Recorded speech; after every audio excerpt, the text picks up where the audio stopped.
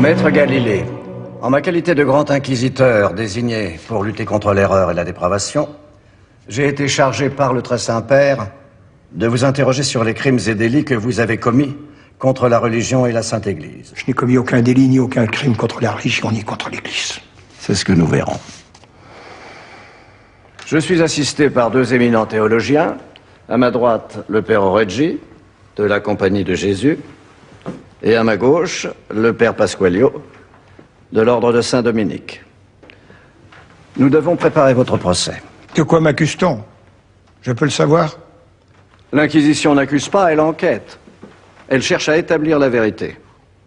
Ensuite, éventuellement, elle propose un jugement que les princes sont chargés de faire exécuter, au risque, en cas de refus, d'être rejetés hors de l'Église. Nous posons des questions, vous répondez.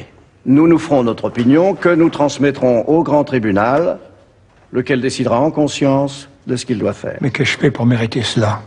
Contentez-vous de répondre à nos questions. Et tenez-vous debout, Galilée. Est-il exact que vous pensez que la Terre tourne sur elle-même et autour du Soleil, comme l'a affirmé ce moine polonais fou du nom de Nicolas Copernic?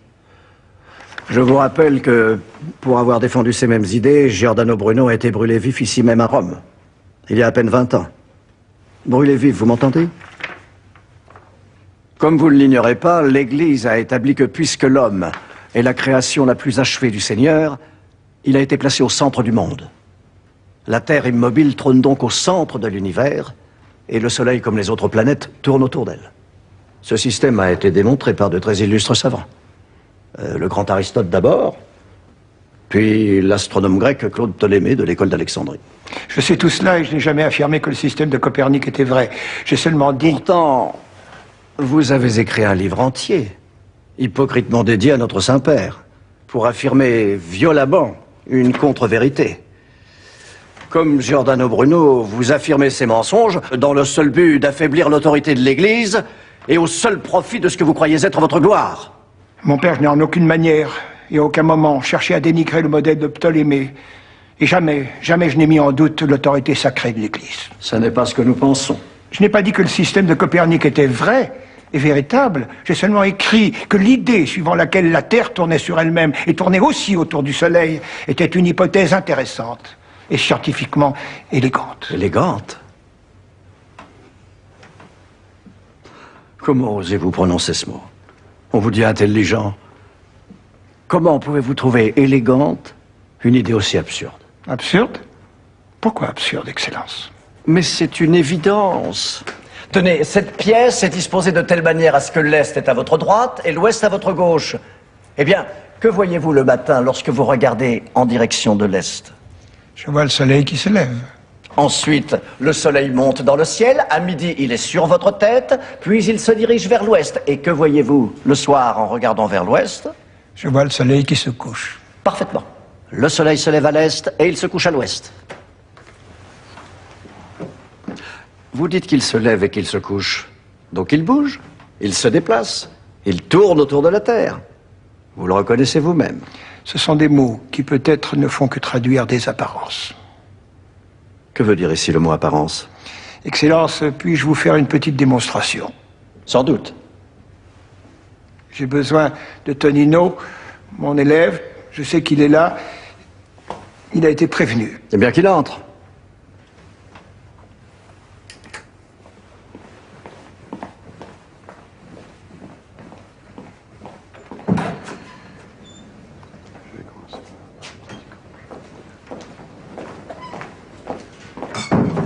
Pose le coffre, Tonino.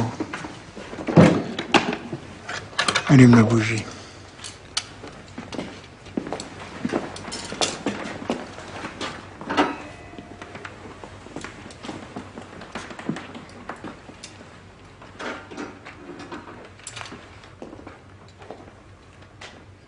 Nous avons là une sphère lumineuse. Supposons que ce soit le Soleil. Cette boule noire, c'est la Terre. Si je fais tourner la sphère lumineuse autour de la boule noire, je vois qu'elle éclaire progressivement une face de la boule noire et que la partie éclairée se déplace pour faire le tour de la boule. Oui, le soleil tourne autour de la Terre et éclaire tantôt une face, tantôt l'autre. C'est pour ça qu'il y a le jour et la nuit. C'est possible. Comment ça, c'est possible?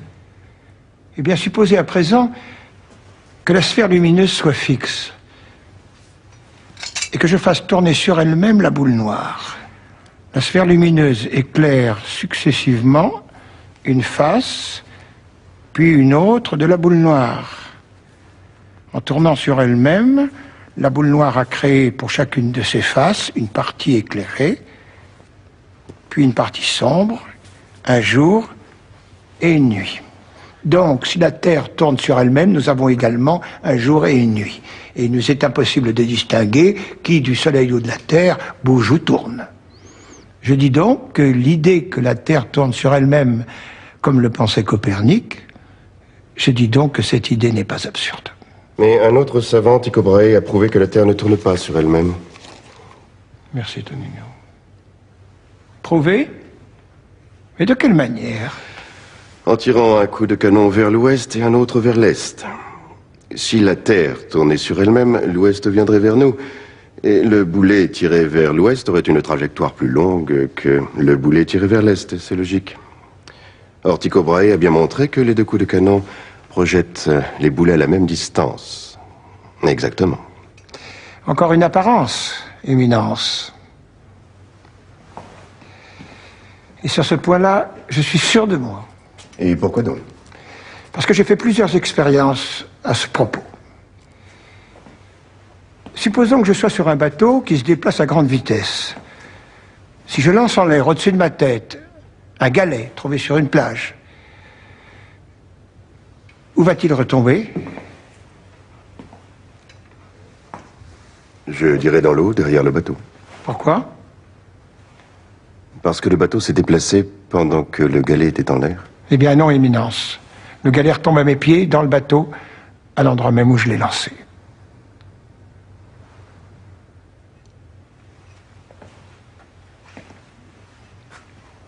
Vous pouvez faire cette expérience vous-même, vous pouvez la faire dans votre carrosse. Et l'explication est simple. Le galet fait partie du bateau, comme moi. Il a une vitesse qui est celle du bateau. Si je le lance en l'air, il suit le bateau et retombe à mes pieds. Vous en êtes sûr? Absolument sûr. Et pour l'expérience de Tycho Brahe, c'est la même chose. Mais comment ça, la même chose? Son canon et ses boulets sont sur la Terre. Si la Terre tourne, son canon et ses boulets sont soumis à la même vitesse que la Terre, car ils sont dans le système Terre. Ils en font partie. La Terre est leur référence. Que la Terre bouge ou ne bouge pas, celui qui est sur la Terre ne peut pas s'en rendre compte. L'expérience de Tycho Brahe ne prouve absolument rien. Admettons un instant que la Terre tourne sur elle-même. Quels arguments avancez-vous pour dire que la Terre tourne aussi autour du Soleil et non l'inverse? Cette possibilité est plus facile, je dis bien possibilité, je n'affirme rien. Cette possibilité est plus facile à justifier et plus difficile à argumenter. Que voulez-vous dire par justifier et argumenter? Le fait que la Terre tourne autour du Soleil se justifie par un seul mot, je vous l'ai déjà dit, l'élégance. Dire que les planètes tournent autour du Soleil, c'est retrouver l'harmonie du monde. Quelle élégance, quelle harmonie, que voulez-vous dire? Les petites planètes tournent autour du grand Soleil. N'est-ce pas cela l'harmonie du monde? Celle que nous voyons en toutes choses, les manants tournent autour de leur seigneur, les curés s'agitent autour de leurs évêques, les évêques tourbillonnent autour du pape. N'est-ce pas l'harmonie du monde, telle que Dieu l'a voulu? Étrange rapprochement. Je ne comprends pas où vous voulez nous amener. Vous cherchez à nous égarer? L'organisation du monde, qui est l'œuvre de Dieu, doit obéir à des lois universelles. Et lorsque nous voyons les 4 petits satellites de Jupiter tourner autour du grand Jupiter, on ne peut pas s'empêcher de penser aux petites planètes comme la Terre, tournant peut-être autour du grand Soleil. Mais vous dites vous-même que vous n'avez pas d'argument pour défendre cette idée. Une idée que je tiens pour fausse et condamnable. Non, mon père, j'ai seulement dit que cette idée était moins simple à argumenter. Mais c'est possible, avec un peu d'attention. Nous vous écoutons. Si les planètes Mars et Vénus, par exemple, tournent autour de la Terre, lorsqu'on les observe, on devrait les voir tourner toujours dans le même sens. En effet, c'est évident. Où voulez-vous en venir? Eh bien, en fait, on les voit tantôt avancer, tantôt reculer. Avancer, reculer, qu'entendez-vous par là, je ne comprends pas. Évidemment, cela demande de la réflexion. Vous nous prenez pour des imbéciles. Non, Éminence. Non, je voulais dire seulement que c'est difficile à bien comprendre. Que moi-même... Mais laissons Mars et Vénus. Laissons cela, en effet. Car ce que vous apportez ne sont que des affirmations. Très bien, très bien. Alors permettez-moi un autre argument. 2 fois par jour, la mer se retire des plages, puis 6 heures plus tard revient au galop. Oui, cela s'appelle la marée. Un phénomène observé depuis très longtemps et qui demeure inexpliqué. Soit. Eh bien, si l'on admet que la Terre tourne autour du Soleil et tourne sur elle-même, le mouvement de la Terre sur elle-même va dans le même sens que le mouvement autour du Soleil, la nuit. En revanche, le jour, c'est l'inverse. La rotation de la Terre va à contresens du mouvement du Soleil. Donc, si la Terre tourne autour du Soleil, on comprend pourquoi la mer se déplace tantôt dans un sens, tantôt dans l'autre. Qui nous le prouve? Nous n'avons pas de preuves pour l'affirmer. C'est vrai. C'est pourquoi dans mon livre, Le dialogue, je ne choisis pas. J'expose les 2 théories sans choisir. Tu peux te retirer, Tonino, je te remercie.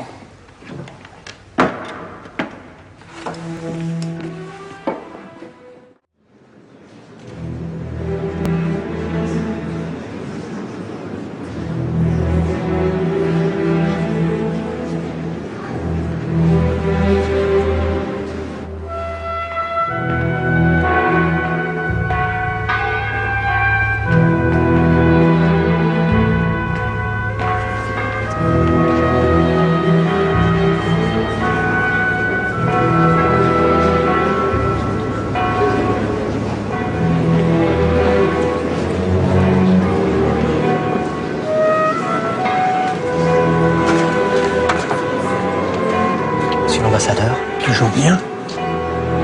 Parmi les 10 cardinaux juges, il y a Borgia. Mauvais signe. Pourquoi? Parce qu'il déteste le pape. Même si celui-ci a essayé de sauver Galilée. Le pape ne contrôle pas tout.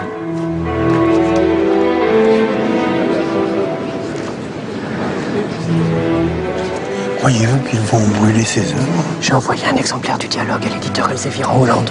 Un à Descartes, un autre à Mersenne. Regardez, les chers collègues du professeur, Ludovico della Colomba, qui travaille avec lui à Pise, et Cremonini de Padoue. On peut toujours compter sur nos amis pour nous trahir. Les cardinaux juges.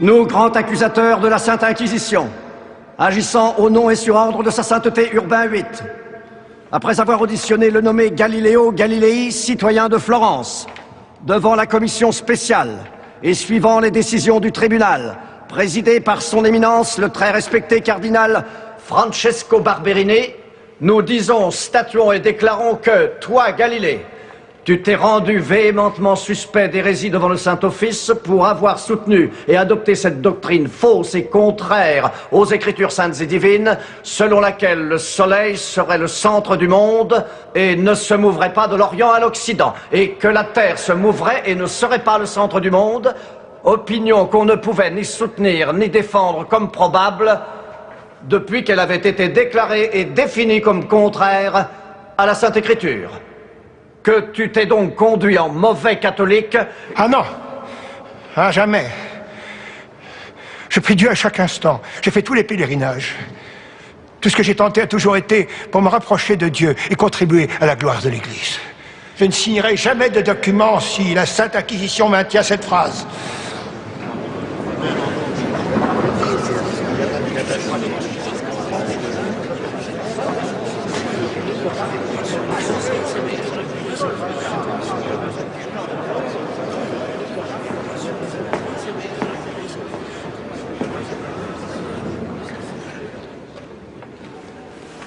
Puisque le tribunal semble d'accord, dans un geste de clémence à votre égard, nous retirons cette phrase.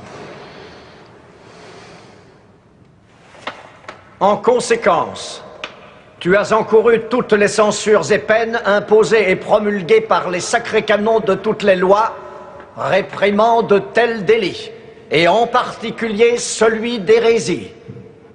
De celle-ci, nous consentons à te délier, à condition d'abord que d'un cœur sincère et d'une foi non feinte, tu abjures, maudisses et détestes devant nous de telles erreurs et délits, ainsi que toute autre erreur ou hérésie contraire à l'Église catholique, apostolique et romaine, de la façon et sous la forme que nous t'avons prescrite.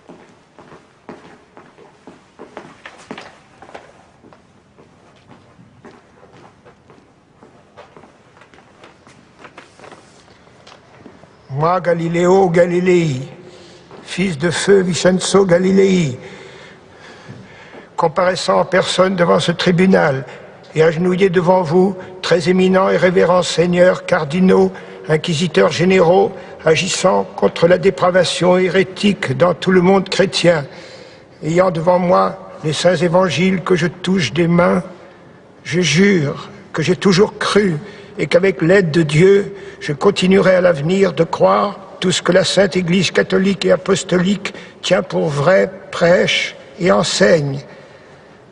Or, malgré les injonctions de la Sainte Église, j'ai écrit et fait imprimer un livre sans autorisation formelle dans lequel j'ai présenté l'idée que la Terre tourne sur elle-même et autour du Soleil sous un jour exagérément favorable qui pouvait faire penser que je le croyais. Mon erreur, je le confesse, a été causée par un mélange d'ambition vaniteuse et de pure ignorance. Pour cela, j'ai été très justement jugé comme suspect d'hérésie. Voulant ôter de l'esprit de tout fidèle chrétien la suspicion suivant laquelle je croirais que la Terre tourne sur elle-même et autour du Soleil, j'abjure, je maudis et déteste d'un cœur sincère et d'une foi non feinte ces erreurs. Je jure à l'avenir de ne plus dire ni écrire quoi que ce soit qui pourrait nourrir des soupçons similaires à mon encontre, de me soumettre en toutes circonstances et sur tout sujet aux opinions, croyances et directives de notre mère, la très sainte Église apostolique et romaine. Je jure aussi et promets d'accomplir et d'observer toutes les pénitences qui me seront imposées par le Saint-Office. Tout cela, je le jure avec l'aide de Dieu et sur ces saints évangiles que je touche de mes mains.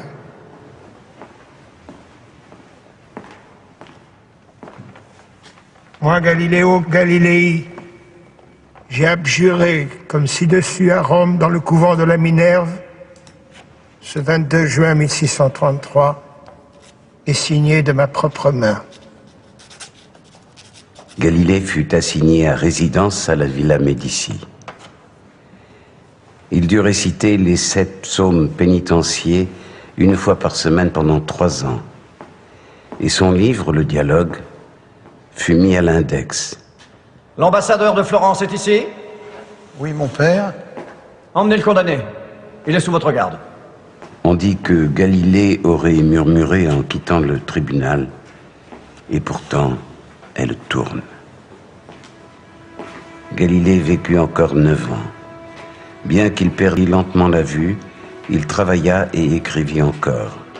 Il mourut en 1642, l'année même où naissait Newton. 2 siècles et demi plus tard, en 1893, le pape Léon XIII affirmait dans une encyclique qu'il faut distinguer la Bible et l'enseignement scientifique, ce que préconisait Galilée.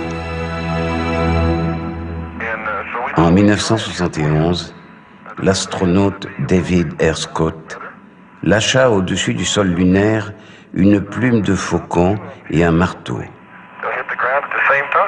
Vérifiant que les 2 objets tombaient à la même vitesse, il s'écria « Galilée, tu avais raison ». En 1992, le pape Jean-Paul II, sans le réhabiliter vraiment, reconnut la validité de la position de Galilée, tout en soulignant que les découvertes scientifiques renvoient en définitive à une pensée transcendantale et originelle.